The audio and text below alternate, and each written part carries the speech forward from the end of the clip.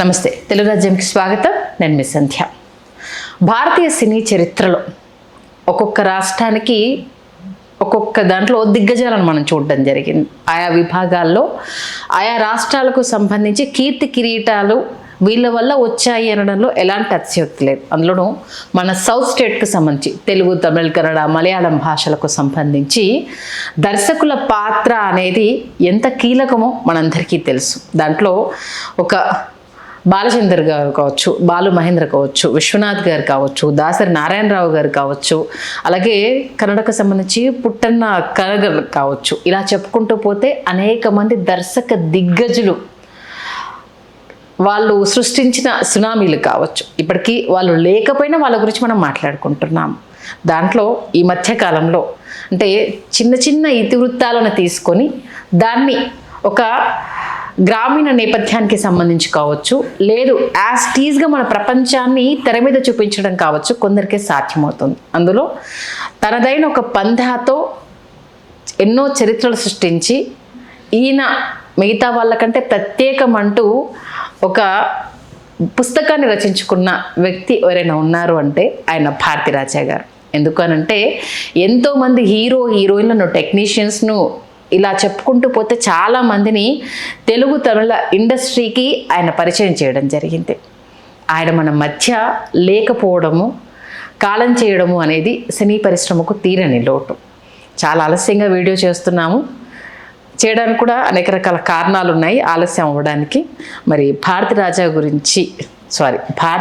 గారి గురించి మనకు తెలియజేయడానికి చరిత్రకారులు, సినీ రాజకీయ విశ్లేషకులు చిలకటి శ్రీకాంత్ గారు మనతో ఉన్నారు.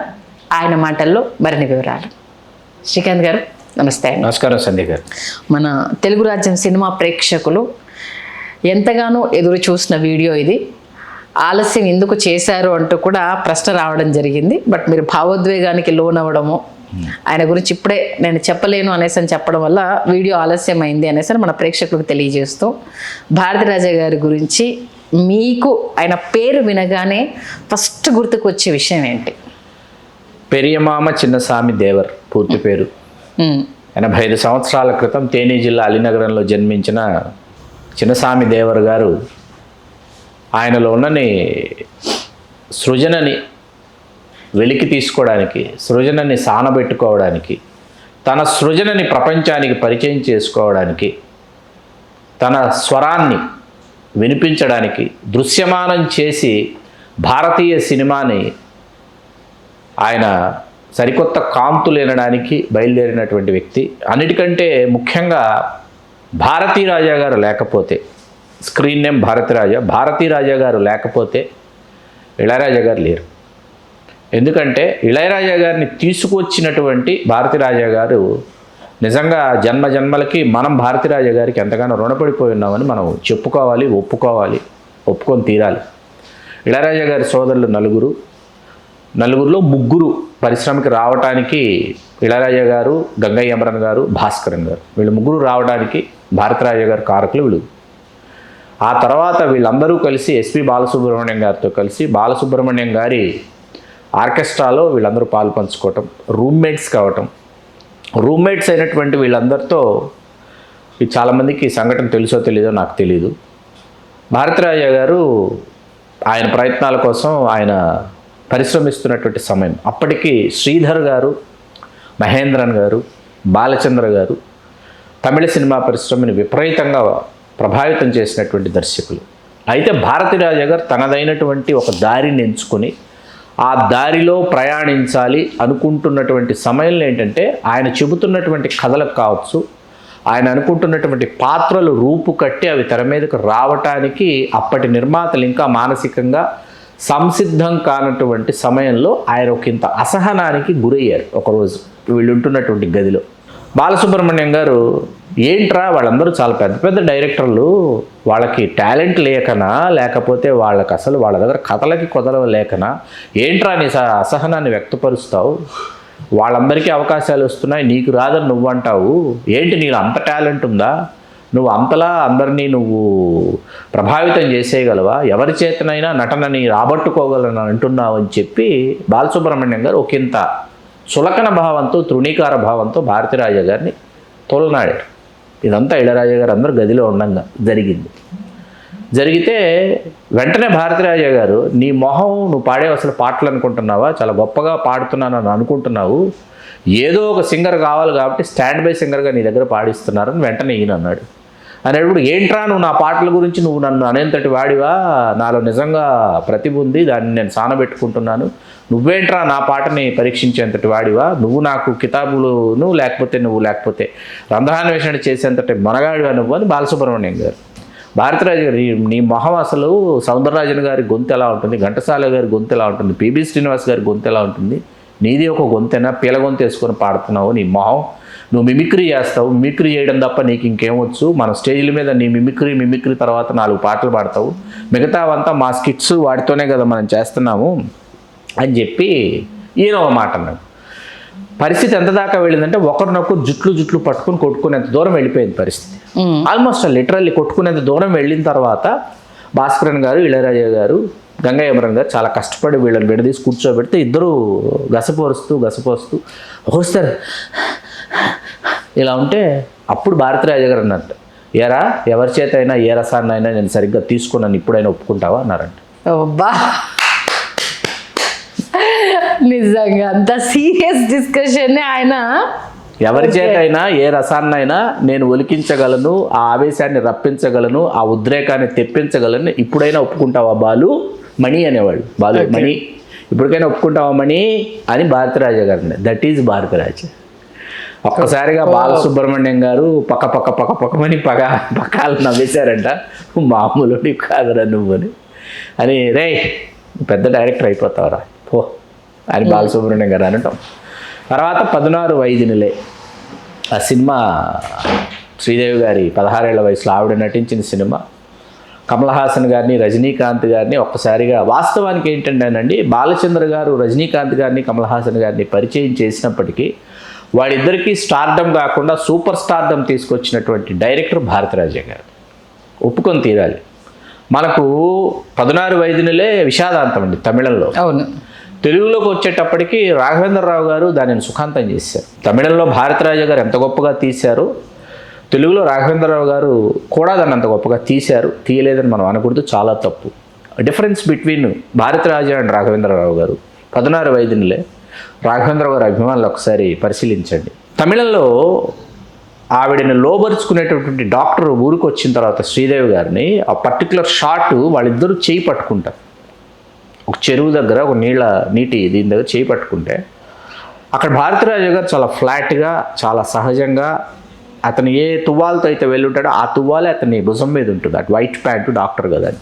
తెలుగుకి వచ్చేటప్పటికి రాఘవేంద్ర గారు ఆ ఫ్రేమ్ పెట్టిన తర్వాత రాఘవేంద్రరావు గారు తను డాక్టర్ కదా, చాలా పాష్గా సిటీలో పెరిగి చదువుకొని వచ్చినటువంటి డాక్టర్ కదని చాలా కాస్ట్లీయెస్ట్ టర్కిష్ టవల్ వేస్తాడు అతని మీద, కలర్ఫుల్ టర్కిష్ టవల్ వేస్తాడు. దట్ ఈజ్ రాఘవేంద్రరావు గారు మార్క్.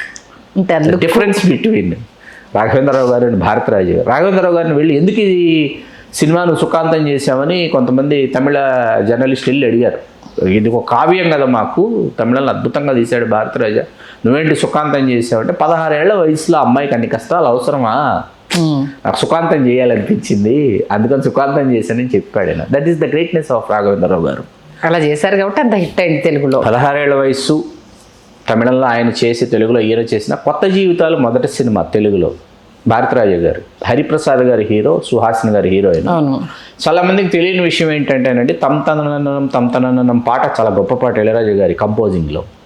మీకు పొంగి పొరలే అందాలెన్నో ఒక పాట ఉంటుంది, అది చాలా గొప్ప పాట. అది తమిళంలో వేరే దర్శకుడికి ఇళయరాజా గారు చేసిన పాట. అదే పాట తమిళంలో ఆ దర్శకుడు చాలా నాచరికంగా తీశాడు. నాకు ఆ ట్యూన్ కావాలరా అన్నాడంట భారతీరాజా గారు. ఇళయరాజా గారు తీసుకో అన్నారు ఈ సినిమా కోసం, కొత్త జీవితాల కోసం. దీనిని భారతీరాజా గారు పోర్ట్రేట్ చేసిన విధానం అద్భుతం, అనిర్వచనీయం, అపూర్వం, అనితర సాధ్యం. ఆయన దొరికినటువంటి సినిమాటోగ్రాఫర్స్, మరీ ముఖ్యంగా కണ്ണన్ అనేసి ఒక సినిమాటోగ్రాఫర్. మీకు అందుకే చిరంజీవి గారి సినిమాలన్నీ ఒక టోన్లో ఉంటాయి, ఆరాధన కಣ್ಣన్ ఫోటోగ్రఫీ వల్ల ఇంకొక టోన్లో ఉంటుంది సినిమా మీకు. అట్లాగా భారతీరాజా గారి ప్రయాణంలోకి వస్తే సిగప్పు రోజాకళ్ళకి ముందు కొత్త జీవితాలకు ముందు 16 వైదినులు ఈ మట్టి వాసన ఉన్నటువంటి సినిమాలు, మన్వాసనయి, తర్వాత నీడల్గెల్ అంటే నీడలు, ఈ సినిమాలన్నీ చేస్తున్నాను ఆయన. ఎవరో అన్నారు, ఈయన ఈ భారతరాజాకి పల్లెటూరు వాతావరణం సహజంగా ఉండేటటువంటి ఈ సన్నివేశాలు, ఆ మట్టి పరిమళం, మట్టి వాసనని భారతీయ వెండితెర మీదకి తీసుకొచ్చాను అనేటటువంటి ఒక పొగరు, వెగరు అవి కనిపిస్తున్నాయి. కానీ అసలు ఇతను అర్బన్ సినిమాలు, ఈ మోడ్రన్ సినిమాలు ఇతను తీయగలడా అనేటటువంటి ఒక చర్చ బయలుదేరిన తర్వాత వెంటనే సిగప్పు రోజాకళ్ళు తీస్తాడు ఈయన. ఆ మాట విన్నాడు సిగప్పు రోజాకళ్ళు, తెలుగులో ఎర్ర గులాబీలు తీసి ఒక సైకో థ్రిల్లరు తీసి రెండు ఆ సినిమాలో చాలా పాటలు ఉంటాయేమో అనేటటువంటి ఫీలింగ్ ఉంటుంది. ఇళయరాజా గారి బీజిఎమ్స్తో ఒక సైకో థ్రిల్లర్ తీసి దాంట్లో గొప్ప పాట ఏంటంటే ఇళయరాజా గారు చేసిన గొప్ప పాటలో ఎదలో తొలి వలపే ఆ పాట. దాంట్లో డ్రమ్స్ ఆ బీట్ ఓరియంటెడ్ డ్రమ్స్, దాన్ని ఇళయరాజా గారు వినియోగించిన విధానం, ఒక సైకో థ్రిల్లర్ తీసి ఒప్పించడం, సైకో థ్రిల్లర్ తీయడమే కాకుండా ఒక టిక్ టిక్ టిక్ అనే సినిమా కూడా తీయడం, ఇవన్నీ కేఎస్ రామారావు గారు తెలుగులో అనువదించి తెలుగు సినిమా థియేటర్లు కూడా ప్రేక్షకులతో హోరెత్తి ఇట్లాంటి సినిమాలు ఇలా తీయొచ్చా, ఇలా చేయొచ్చా అని చాలామంది భారతరాజా గారు చేసిన సినిమాలు, మోడ్రన్ సినిమాల్లో భాగ్యరాజా గారి కథతో, హిందీలో భాగ్యరాజా గారి దర్శకుడు, భాగ్యరాజా గారి కథ ఆఖరి రాస్తా, అమితాబ్ బచ్చన్ గారు అక్కడ, భాగ్యరాజా గారి కథతో భారతరాజా గారు ఇక్కడ చేయటం ఒక ఖైదీ డైరీ, కమల్ హాసన్ గారు ఫాదర్ అండ్ సన్, ఒక అద్భుతమైన సినిమా అనమాట. రివెంజ్ డ్రామా అసలు ఎక్స్ట్రాడినరీ అంటే ఎక్స్ట్రాడినరీగా చేసి దాన్ని పెద్ద హిట్, తమిళ తెలుగు చాలా పెద్ద హిట్, డబ్బుడు మనకి డబ్బింగ్ చాలా పెద్ద హిట్, హిందీలో కూడా super duper hit. Atluri Purnachandrarao గారు ఎక్కడ నిర్మాణం. తెలుగుకి వచ్చేటప్పటికి వంశీ గారు పట్టుబట్టి ఏడిది నాగేశ్వరరావు గారి దగ్గరికి వెళ్ళి భారతరాజాతో సినిమా తీయాలి, మీరు భారతరాజాతో సినిమా తీయాలని వేటాడి ఆయన్ని తీసుకెళ్ళి భారతరాజా గారు ఆఫీస్కి వెళ్ళేటప్పటికి వానలో బోరున వర్షపు నీళ్ళల్లో వెళ్ళి కరెంటు పోయిందంట భారతరాజా గారు ఆఫీస్కి వెళ్ళేటప్పటికి. ఏడిది నాగేశ్వరరావు గారిని తీసుకెళ్తే లేరు, భారతరాజా గారు లేరు ఆఫీస్లో. ఏంటంటే ఒక ఆఫీస్ బాయ్ ఉన్నాడు, ఏమయ్యా శంకరాభరణం తీసిన ప్రొడ్యూసర్ అయ్యా, అయితే ఏంటన్నట్టు వాడంట, అక్కడ రిజిస్టర్ ఉంటుంది, మీ పేరు మీ కంపెనీ రాసి వెళ్ళండి అన్నాడు. 72వ పేరు ఏడిది నాగేశ్వరరావు. 71 మంది నిర్మాతలు వచ్చిలేరు మాకు సినిమా తీసి పెట్టండి అని. ఇదేంటి వంశీ 72 మంది, నేను 72వ వాడినయ్యా, ఎంతమంది నిర్మాతలు ఈయనతో తీయాలనుకుంటే మనకు చేస్తాడా సినిమా అంటే, మెల్లగా మాటల్లో పెట్టి వాడిని అడిగారు ఆఫీస్ పని. ఎక్కడికి వెళ్ళారు సార్ అంటే, రికార్డింగ్ జరుగుతుంది ఇళయరాజా గారితో, అక్కడ ఉన్నారు పలానా రికార్డింగ్ థియేటర్, అక్కడికి వెళ్ళిపోయి, శంకరాభరణం అనేది ఒక ఇంటర్నేషనల్ పాస్పోర్ట్ అండి, మీకు ఈ విశాఖం పాస్పోర్ట్, శంకరాభరణం నిర్మాత వచ్చారనగానే వెంటనే అటెన్షన్ కదా ఎవరికైనా, అంతే సినిమా చేద్దాం అనుకుంటా, శంకరాభరణం తర్వాతే చేద్దాం అనుకుంటున్నా అనేటప్పటికి వెంటనే భారతరాజు గారు నేను చేస్తానన్నారు. అది తమిళంలో ఇళయరాజా గారి నిర్మాత, తెలుగులో ఏడిది నాగేశ్వరరావు గారి నిర్మాత. అలా సీతాకోకచిలుక, రాధ, కార్తీకు, ముచ్చెల్లరుణ, విజయశాంతి, ఎవరిని పరిచయం చేయలేదు భారతరాజా గారు, ఎంతమందిని పరిచయం చేసిన మహానుభావుడు. తర్వాత ఖచ్చితంగా భారతరాజా గారి చేతుల్లో చెంపదెబ్బో కర్రతోనో ఖచ్చితంగా హీరోయిన్ని పెర్ఫామ్ చేస్తే కొట్టేసేవాడు లిటరల్లీ. మీకు ఆ సమయంలో ఏంటంటే సీతాకోకచిలుకకు ముందు తర్వాత మనకి 16 వయదుల తర్వాత ఏంటంటే చాలా ప్రభావితం చేసినటువంటి సినిమా కిళక్కుం పోగుమి రైలు, రాధిక గారు, సుధాకర్ గారు 40 సినిమాలు తమిళంలో హీరోగా చేయడానికి కిళక్కుం పోగుమి రైలు పునాది. కిళక్కుం పోగుమి రైలు సుధాకర్ గారు తొలి సినిమా. ఈ సినిమా కోసం చిరంజీవి గారు, హరిప్రసాద్ గారు కూడా సుధాకర్ గారితో పాటు వెళ్ళారు, కానీ సుధాకర్ గారు సెలెక్ట్ అయ్యారు ఆ పాత్రకి. ఆ పాత్ర రాధిక గారి పాత్ర కావచ్చు, సుధాకర్ గారి పాత్ర కావచ్చు, ఆ సినిమాని భారతరాజా గారు చెప్పిన విధానం కావచ్చు, ఇళయరాజా గారు ఆయనకు భుజం కాసినటువంటి విధానం కావచ్చు, అనన్య సామాన్యాలు, అద్భుతాలు అన్నమాట. దీనిని తెలుగులో బాపు గారు తూర్పు వెళ్ళే రైలు పేరుతో రీమేక్ చేశారు, ఎస్పి బాలసుబ్రహ్మణ్యం గారి సంగీతం. బాపు గారు సినిమా తీసి చూసి తెలుగులో ఆడిందండి సినిమా, తెలుగులో తూర్పు వెళ్ళే రైలు చాలా బాగా ఆడింది సినిమా. చూసి బాపు గారు అనుకున్నది ఏంటంటే, భారతరాజా అంత గొప్పగా నేను తీయలేదని బాపు గారు ప్రకటించారు. భారతరాజా గారు తీసినంత గొప్పగా నేను తీయలేకపోయాను, ఒప్పుకున్నారు. చాలా గొప్ప సినిమా. మీకు ఇక్కడ ఏంటంటే ఇళయరాజా గారు, భారతరాజా గారు ఈ కలయిక అనేది ఏంటంటే అసలు నింగికి నిప్పు తోడైందా, నిప్పుకి గాలి తోడైందా అనేటటువంటి ఒక కలయిక అనమాట వీళ్ళిద్దరు. ఆ సీతాకోకచిలుక అనేది ఆయన ఎట్టి పరిస్థితుల్లో 16 వయదులాగా విషాదాంతం చేయాలని భారతరాజా గారు, ఎట్టి పరిస్థితుల్లో చేయకూడదని ఏడిది నాగేశ్వరరావు గారు. ఆ రెండు మతాలు ప్రేమించుకుంటున్నప్పుడు ఏంటంటే ఆ రెండు మతాల కలయికను మనం చూపించాలి, చెప్పాలి, సుఖాంతం చేయాలి. మనం ఏ సందేశం ఇస్తున్నాం? వాళ్ళిద్దరు చచ్చిపోతే వాళ్ళిద్దరు బ్రతకాలి అన్న తర్వాత తమిళం తెలుగు రెండిట్లో సుఖాంతం చేసి ఆయన ఆడియన్స్ వాళ్ళ రిపోర్ట్ అది చూసిన తర్వాత, వాళ్ళ రెస్పాన్స్ చూసిన తర్వాత భారతరాజు గారు ఎడితనాగేశ్వర గారికి ఫోన్ చేసి, you are not only a producer sir, you are a great technician also అని పెట్టాడు అంటే ఫోన్. దట్ ఈస్ భారతరాజు గారు. అంటే ఆయన ఒప్పుకోవడం, ఎస్ నేను కాదు, మీరు కరెక్ట్, మీ జడ్జిమెంట్ కరెక్ట్. ఆయన శిష్యుడిగా భాగ్యరాజా గారి ప్రయాణం, భారతరాజు గారి శిష్యుడిగా, యాక్టర్ కమ్ డైరెక్టర్, ఆయన శిష్యుడిగా ఈయన ప్రయాణం, భాగ్యరాజా గారి ప్రయాణం. వాళ్ళ ప్రయాణంలోనే ఇందాక మనం మాట్లాడుకున్న ఆఖరి రాస్తా ఏదైతే కమలాసన్ గారితో తెలుగులో ఖైదీ వాడి పేరుతో ఖైదీ ఊరు డైరీ, అది ఆ సినిమా చేసి వీళ్ళ విచిత్రమైనటువంటి విషయం ఏంటంటే వీళ్ళిద్దరి కలయికలో భాగ్యరాజా గారు దావణి కణవుగళ్ అని ఒక సినిమా చేశారు. దావణి కణవుగళ్, పైట కనే కళలు, పైట కళలు కంటుందని ఒక సినిమా తీశారు. బయట ఏం కళలు కంటుంది అంటే భాగ్యరాజా గారు ఒక లోయర్ అండ్ మిడిల్ క్లాసు, ఆయన ముగ్గురు చెల్లెళ్ళు ఉంటారు సినిమాలో. ఆ సినిమాలో వాళ్ళు ఒక్కొక్కరిది ఒక్కొక్క కళ, పలానా వాడిని పెళ్లి చేసుకోవాలి, పలానా ఊరికి నేను కోడలుగా వెళ్ళాలి, ఇట్లాంటి కళలు కంటారు కదా కన్య వయసులో ఉన్నటువంటి అమ్మాయిలు. ఈ కళలు తీర్చాలంటే ఈ అన్నయ్య కష్టపడాలి, పని చేయాలి.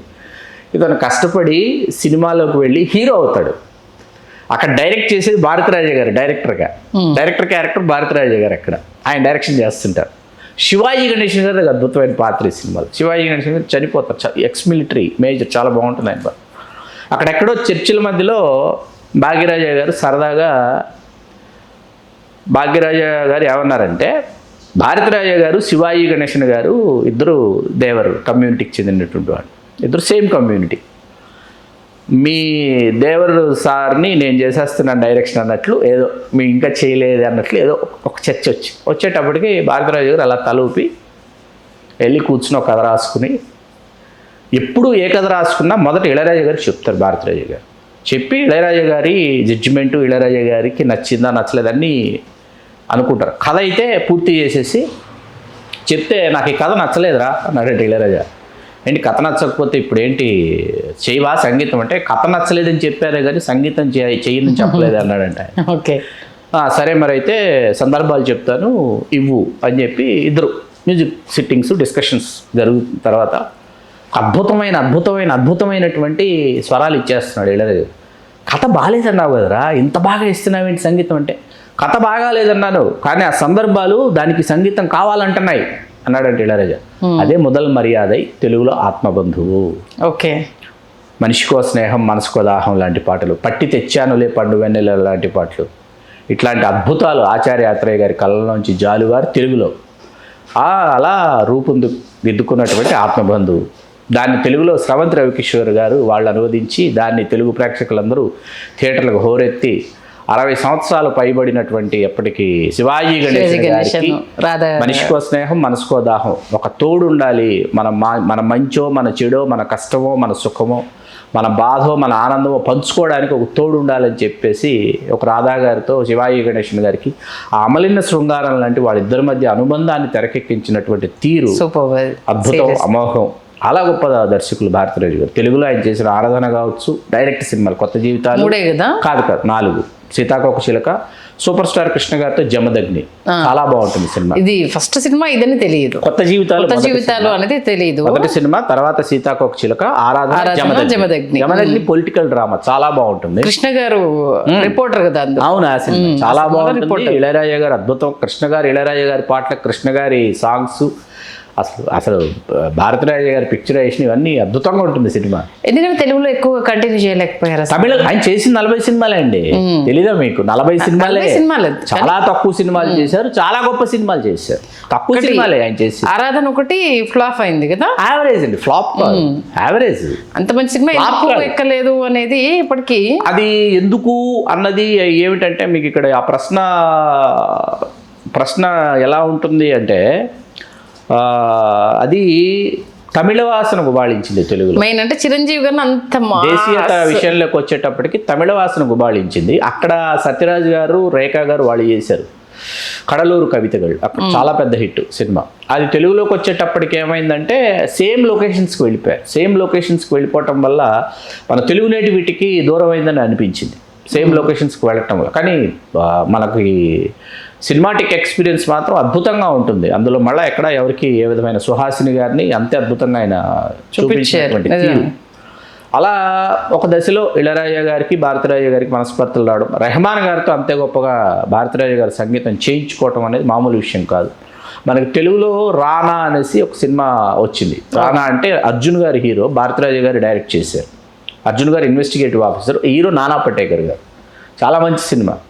భారతీరాజు గారు లాస్ట్ ఫిల్మ్స్లో ఆల్మోస్ట్ లాస్ట్ అని చెప్పుకోవచ్చు దర్శకుడిగా. ఆ సినిమాని కూడా ఆయన ఎక్కడ ఏ విధంగా కూడా ఆయన ఎలా సత్తా కానీ ఆయన ప్రతిభలో ఎక్కడ వంక పెట్టడానికి, మనం వేలెత్తి చూపించడానికి ఎక్కడ ఏ విధమైనటువంటి ఇది లేకుండా తీసినటువంటి సినిమా అనమాట. సినిమా చాలా బాగా, చాలా గొప్ప. ఆయన పాత్రని ఆయన పోర్ట్రేట్ చేశాడు స్క్రీన్ మీద. సినిమా అంతా క్రైమ్ ఇన్వెస్టిగేషను. ఆ సినిమా తెలుగులో రానా, తమిళంలో పేరు నాకు గుర్తు రావట్లా, రానా దాని పేరు. కానీ దాన్ని ఎంత గొప్పగా తీశాడంటే ఆయన క్రైమ్ ఇన్వెస్టిగేషన్లో నానా పటేకర్ గారి పాత్ర భారతీరాజా గారిలాగా ప్రవర్తిస్తుంది. మాట్లాడుతూ ఉన్న డైరెక్టరే, సినిమా డైరెక్టర్ క్యారెక్టరే. ఆ డైరెక్టర్ అనేవాడు ఎలా ఉంటాడు, ఎలా డైరెక్ట్ చేస్తాడు, అతను ఎలా ఫీల్ అవుతాడు, అతని రొటీన్ డే 1 ఎట్లా స్టార్ట్ అవుతుంది, అతని యాంగర్ ఎట్లా ఉంటుంది, ఇవన్నీ కూడా ఆ క్యారెక్టర్లో ఇది నేను అని చెప్తాడు భారతీరాజు. చెప్పకనే చెప్తాడు అనమాట. ఆ దృశ్యమానం చేయటం, కెమెరా కన్నులో నుంచి చూస్తూ తెర మీద దాన్ని దృశ్యమానం చేసేటటువంటి ఒక రహస్యం తెలిసినటువంటి ఒక మాంత్రికుడు, ఒక దృశ్య మాంత్రికుడు భారతీరాజా.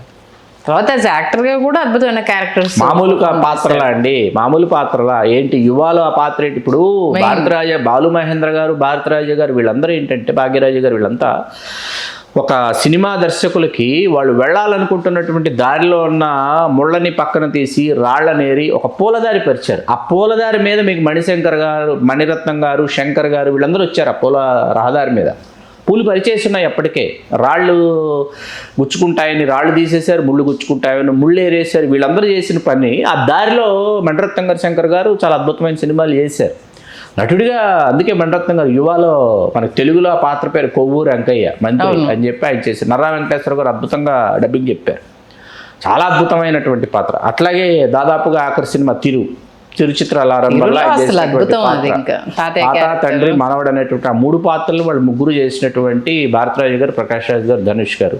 జాతీయ ఉత్తమ నటి మన నిత్య మీనన్కి వచ్చింది.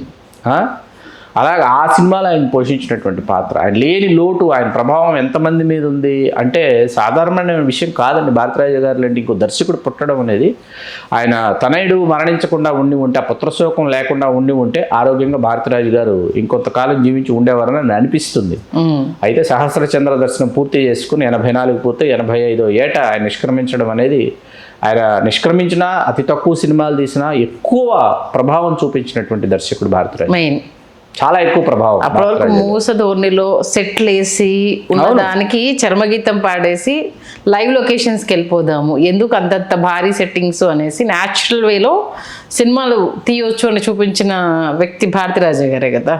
సందేహం లేదు అసలు. మీకు మన్వాసనై పాండ్యను మన రేవతి గారు చేసిన సినిమా, కాంతిమతి గారు చేశారు తమిళంలో. మన్వాసనై తెలుగు రైట్స్ ఎస్ గోపాల్ రెడ్డి గారు కొనుక్కొని మంగమ్మ గారి మనోడని తీసి భారతీరాజా గారిని పిలిచి చూపించారంట. ఆయనకు అసలు అర్థం కాలేదు. ఆయనకి వీళ్ళు ఏం తీశారు, ఏం చూపిస్తున్నారో ఆయనకు అర్థం కాదు. సినిమా అంతా చూసేసి వెళుతూ అన్నారట, చస్తే ఇంకా నా జీవితంలో నా తమిళ సినిమా రైట్స్ ఈ తెలుగు వాళ్ళకి ఇవ్వనని సెలిపాడు ఆయన. ఎందుకని? ఆయనకు నచ్చలా. మన్వాసన అనేది మట్టి వాసన లాగా తీశాడు ఆయన. వీడు దానికి దంచవే మేనత్త కూతురో ఈ దినుసులన్నీ మసాలా దినుసులు వేసి మనకి తెలుగులో హిట్ అయింది కదా. మరి వస్తా అక్కడికే వస్తా. ఈ తెలుగులో 535 రోజులు ఆడింది అనేటప్పుడు ఆయనకు అర్థం కాలేదంట. 535 రోజులు తమిళం కంటే తెలుగులో చాలా పెద్ద హిట్ అయిందంటే వేడుకలకు భారతీరాజా గారే ముఖ్య అతిథి. రెండుసారి మీ చేతుల మీద కనుక జ్ఞాపికలు ఇవ్వండి అంటే అప్పుడు ఆయన అన్నాడంట, మా భాషలో మేము తీసే సినిమాలు మా వాళ్ళకి కరెక్ట్, మీ భాషలో మీ వాళ్ళకి మీరు తీసే సినిమాలు కరెక్ట్ అని కోటరామకృష్ణ గారిని అభినందించాడంట సభలో ఆయన. ఎందుకంటే వాళ్ళు అక్కడ రియాలిటీని యాక్సెప్ట్ చేస్తారు. మన వాళ్ళు వచ్చేసరికి ఏంటంటే లైఫ్లోనూ ట్రాజడీయే చూసే, ఆ సినిమాలోనూ ట్రాజడీ అంటే మన వాళ్ళు యాక్సెప్ట్ చేయరు. అది క్లాస్ టచ్, ఇది మాస్ టచ్ అండి. ఇప్పుడు జంధ్యాల గారి సినిమా ఉంది, జంధ్యాల గారు క్లాస్ జోక్ వేస్తారు. జంధ్యాల గారి శిష్యుడైన ఈవి సత్యనారాయణ గారు మాస్ జోక్ వేస్తారు. Difference between EVV and Jandhyala గారు అండ్ ఈవీవి గారు. ఈయన చాలా సుతిమెత్తగా చెప్పింది, ఆయన చాలా కరుగ్గా చెప్తారు ఈవీవి గారు. అలా ఏంటంటే అక్కడ ఇక్కడ ఆ భేదం అనేది వచ్చినప్పుడు ఏంటంటే ఆ భేదం మధ్య ఒక సన్నటి రేఖ ఉంటుందన్నమాట. దానిని అందంగా అరమరిక లేకుండా చెప్పగలగాలి. అలా భారతరాజ గారి సినిమాలు, ఆయన సినిమాలతో, ఆయన ఇళయరాజా గారి పాటలతో మనం కలిసి చేసినటువంటి ప్రయాణం. తెలుగులో అందాలు రాసిన ఒక సినిమా ఉంటుంది, రాధగారే. అంధుడు ప్రేమిస్తాడనమాట రాధా గారిని. అద్భుతమైన సినిమా అది. అలాంటి అద్భుతాలు సృష్టించినటువంటి భారతరాజ గారు, మనం భారతీయ సినిమా ఆయనకు రుణపడి ఉంది. ఆయన మనకు అందించినటువంటి వెలకట్టలేని కానుకలకి మనం నిజంగా శిరస్సు వంచి మన కైమోడుపులో అర్పించాలి, మన ప్రణామాలు అర్పించాలి ఆ మహానుభావుడికి. నిజంగా పాటల పరంగా కావచ్చు, సినిమా పరంగా కావచ్చు, మెసేజ్ ఓరియంటెడ్గా కావచ్చు, సినిమాని ఇలానే తీయాలని చూపించిన విధానం కావచ్చు, ఒక్కటేంటి చాలా చెప్పొచ్చు. ఆయన ఆత్మకు శాంతి కలగాలని కోరుకుంటూ అద్భుతమైన విశ్లేషణ అందించారు. ధన్యవాదాలు. ధన్యవాదాలు సంధ్య గారు. హలో, తెలుగు రాజ్యం ఛానల్ చూస్తున్నారా? సామాజిక రాజకీయ జీవన చిత్రణే తెలుగు రాజ్యం. అతిశయోక్తులు అసత్యాలు ఉండవు. రాజకీయ కోణం కాదు, ప్రజా కోణమే కొలబద్ద. తెలుగు రాజ్యం వీక్షణ మీ ఉత్తమ అభిరుచికి నిదర్శనం.